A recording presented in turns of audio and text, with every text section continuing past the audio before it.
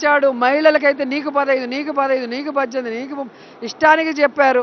విద్యార్థులకేమో బాబు వస్తే జాబ్ వస్తుందని చెప్పాడు.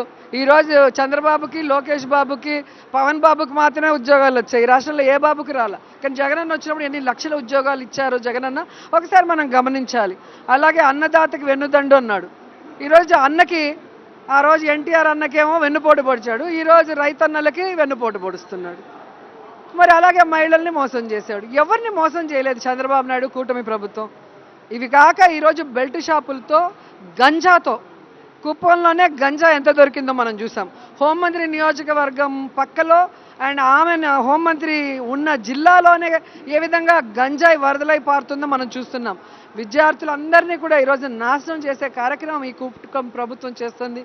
కాబట్టి మనం అందరం కూడా మేల్కొని ప్రభుత్వాన్ని కిందికి దించే విధంగా ప్రజల సమస్యల్ని దూరం చేసే విధంగా పోరాటం చేయాలి. కాబట్టి ప్రతి నియోజకవర్గంలో కూడా ఈరోజు కార్యక్రమాలు చేసుకుంటూ ముందుకు వెళ్తున్నాం.